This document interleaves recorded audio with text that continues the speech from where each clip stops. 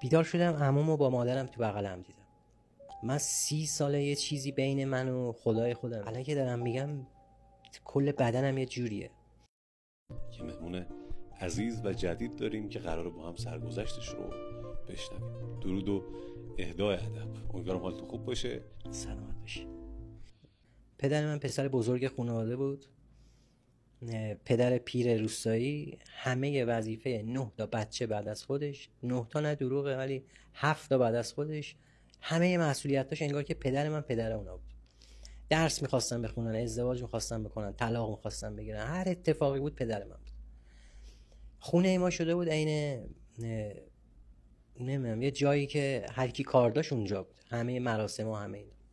ما یکی از عموهامون محل کارش تهران بود، توی روستا خارج از تهران، خونه پدر بزرگم اونجا بود.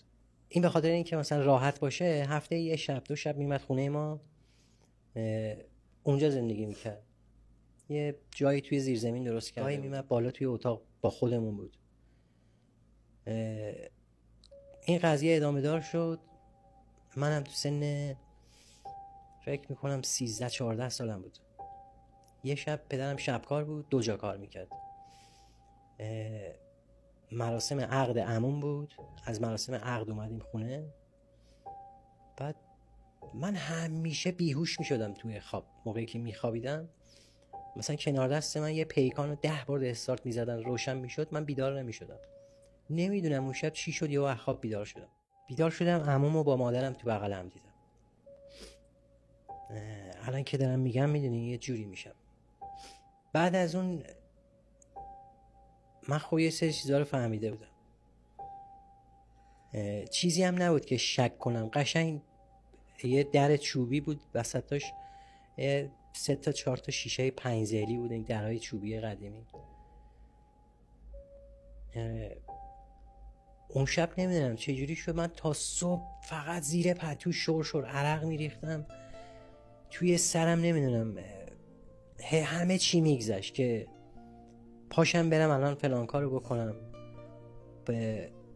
همه مدل فکر کردم. بعد نگاه 2 تا خواهر دیگه کردم خوابن، نگاه پدرم کردم، خواهرم که ازدواج کرده بود. خیلی میدونید خیلی کسا رو در نظر گرفتم. گفتم شاید اگر ندونن تا آخر عمرشون همینجوری زندگی میکنن، راحت زندگی میکنن. مادرم محبت میکرد، به همم محبت میکرد، الانم محبت میکنه، ولی من نمیتونم، باور نمیکنم. گفتنی رو گفتی؟ بریم پایانی با مخاطب. خیلی متشکرم، خیلی از شما متشکرم. از همه شما ممنونم که تا پایان این برنامه همراه ما بودید.